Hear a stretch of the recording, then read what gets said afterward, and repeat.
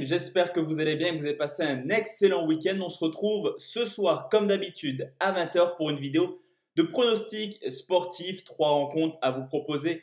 Pour demain, on laisse le match de coupe anglaise entre Tottenham et Chelsea de côté. Quelles seront les compositions à l'heure actuelle? On n'a clairement aucune idée. On va se pencher tranquillement sur les 3 rencontres de Ligue des Champions. Le dernier match avant de rejoindre ou non la phase de groupe. D'ailleurs, le tirage au sort de la Ligue des Champions, c'est cette semaine. Pour demain, on parlera donc des 3 matchs de Ligue des Champions qui opposeront la Gantoise à Kiev, également Omonia à l'Olympiakos, mais surtout Ferencváros à Molde. On se souvient du match aller sur le score de 3 buts partout. Juste avant de parler de ces 3 pronostics que je vais vous proposer en simple, on va forcément faire le bilan de ce qui s'est passé hier. Et vous le savez, le dimanche, c'est plutôt pronostic fun. 6 matchs, 6 pronos safe entre guillemets, 6 pronostics fun. Et honnêtement, au vu de la journée de ce dimanche, mais également des surprises dans l'ensemble du week-end, on s'en sort plutôt pas mal. Concernant les safe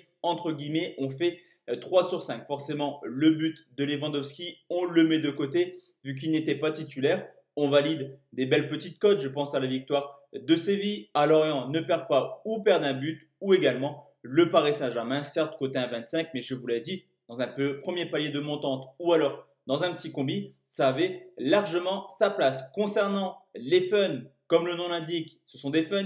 6 pronostics, cette fois-ci on prend le Bayern car Sané était titulaire. On s'en sort avec un 2 sur 6, mais au vu des cotes, là aussi, c'est plutôt neutre. On valide Séville s'impose par au moins 2 buts d'écart, une cote supérieure à 3. Et également le fait que Lorient ne perde pas à domicile contre l'Olympique Lyonnais. Concernant la team parieur avec la gestion de mise, je le répète, un seul prono sur les 3 qui passent. Et on en bénéficie sur ce coup. On a fait carton plein le premier palier qui passe avec la victoire de Sassuolo et les 2 autres combinés qui passent également. On avait proposé aussi sur le canal Telegram qui est juste en dessous dans la description un petit combi en fin de journée qui était tout simplement la victoire du Paris Saint-Germain avec la Juve nulle côté à 1,65, plutôt pas mal le petit combi de fin de journée. Pour demain, je vous l'ai dit, 3 pronostics Ligue des Champions et direction tout de suite l'Ukraine. C'est le Dynamo de Kiev qui reçoit la Gantoise, 2 buts à 1 lors du match aller pour Kiev qui a largement dominé cette rencontre qui aurait pu mener beaucoup plus. Une équipe de Kiev en tête de son championnat après 4 journées, 3 victoires, 1 nul, meilleure attaque avec 11 buts marqués. Et ça dénote complètement avec les stats actuelles de la Gantoise. Champion l'an passé en Belgique, mais qui a énormément de difficultés à se remettre en route cette année. 7 matchs de championnat, une piteuse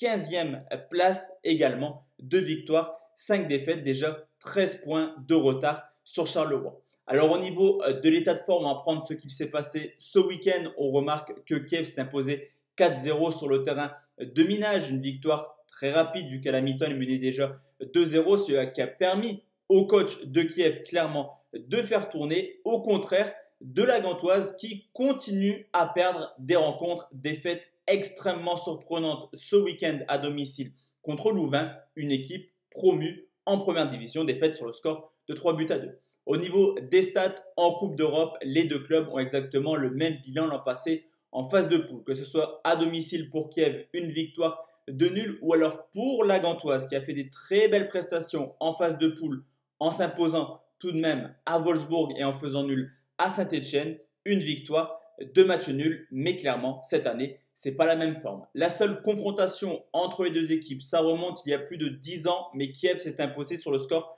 de 3-0 et si la Gantoise veut se qualifier, il va falloir marquer au moins 2 buts demain. Personnellement, j'y crois pas et je pense que Kiev peut vraiment achever clairement la Gantoise demain. Victoire de Kiev, c'est coté à 1,88.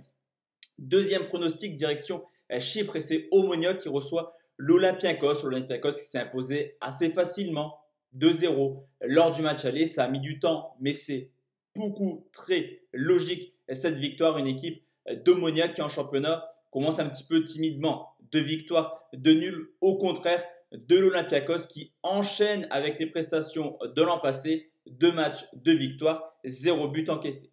Alors forcément, pour marquer un but à l'Olympiakos, il faut se lever extrêmement tôt. On l'a vu l'an passé en championnat, 36 matchs, seulement 16 petits buts encaissés et 16 déplacements en 2020, championnat, coupe ou coupe d'Europe confondus, 16 matchs, 11 clean sheets, une seule fois, ils ont encaissé au moins 2 buts. L'Olympiakos, c'est vraiment l'une des meilleures défenses d'Europe. Du côté d'Omonia, champion l'an passé, mais ce n'est pas grâce à son talent offensif, c'est plus défensivement qu'Omonia fait le boulot l'an passé. On remarque seulement 31 buts en 22 matchs pour un champion, c'est moyen, et seulement la 5e attaque du championnat chypriote.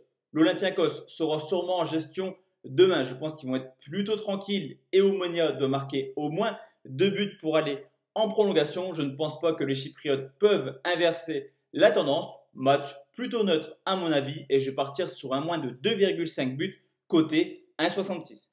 Enfin la team, le dernier match que je vous propose, c'est direction la Hongrie, Ferencváros qui reçoit Molde, 3 buts partout lors du match aller, match extrêmement prolifique qui était également très plaisant. C'était le match personnellement que j'avais ciblé la semaine passée dans mon petit agenda football, une équipe de Ferencváros qui fait un très beau début de championnat. Champion l'an passé de Hongrie qui commence plutôt bien actuellement avec 2 victoires et un match nul. Au contraire de Molde qui est très loin du standard de l'an passé, seulement 4e de son championnat avec déjà 19 points de retard. Au niveau de l'état de forme, clairement, Ferencváros surprend actuellement pour arriver à ce stade de la compétition. Ils ont quand même sorti Djurgården, le Celtic, mais également le Dynamo de Zagreb. Dernière étape pour ce club hongrois pour rejoindre la prestigieuse Ligue des Champions. En 3 matchs contre ces 3 équipes, c'est tout de même 6 buts marqués. Clairement, Molde aura beaucoup de difficultés à sortir